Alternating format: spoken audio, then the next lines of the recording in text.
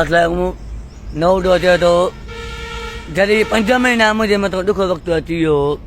जब मैंने भी किसी को जानता नहीं 5 महीना दुख वक्त अची हो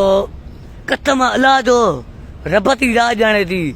5 महीना में मतलब दुख वक्त अची 5 महीना मुझे मतलब दुख वक्त अची कोट वारो 5 महीना जो दुख वक्त अची हो मांखे किथे में चांहि जा पैसा भी न हूंदा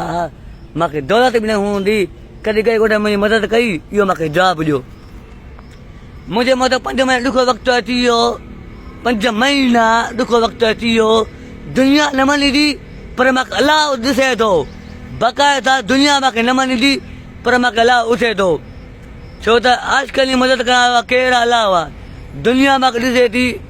त 5 महीना मुंहिंजे दुख वक्त अची वियो ॿियो को माण्हू हुजे हा त ख़ुदि करे इन मां जे ज़रिए चए अॼु मां पाण खे मारे छॾियां थो पर मां सचो आहे चुकां जो अखियुनि में इश्क हुयो त मां पाण खे ॾुखा वक़्त बि अची विया मुंहिंजे मथां मांखे किथे में चांहि जा पैसा बि न हूंदा 5 महीना मुंहिंजे मथां ॾुख वक़्तु अची वियो कंहिं दुनिया में कंहिं मुंहिंजी मदद न कई लेकिन हाणे मुंहिंजी जान छॾे ॾिनो की इश्क ख़तमु कर दिया में 5 महीना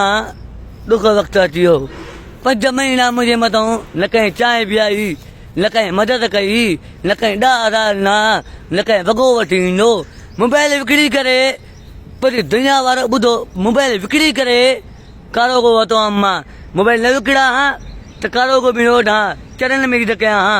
पागल में ई त कयां हा पर मुंहिंजो सोचण वारो कोई बि न आहे अॼुकल्ह राति जो निकिरां थो घरों त पंहिंजी मर्ज़ी सां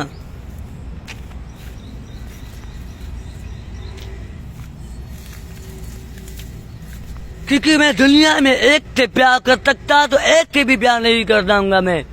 मैं तो किसी को जानता भी नहीं तो मैं किसका भी डाऊंगा रहता हूँ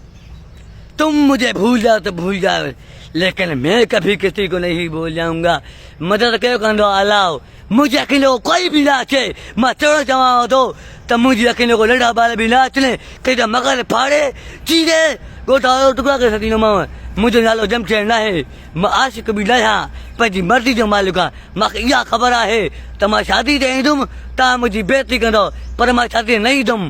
वार छॾा मुंहिंजी मर्ज़ी आहे तव्हां छा वञे मूंखे टिको खे जवाबु ॾियो कमेंट में 5 महीना कई मुंहिंजी मदद कई 5 महीना मदद कई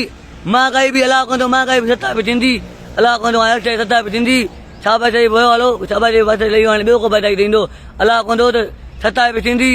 अलाह कंदो त बधाई अलाह कंदो त हुकूमत सता बि थींदी हाणे मां इहा ग़रीबनि खे दुआ कयां थो सता बि थींदी हाणे अचे सता बि थींदी सता बि थींदी हाणे पर मुंहिंजो किसी को मैं नहीं जानता अकेले को कोई भी ना अचे मां चवणु चवां थो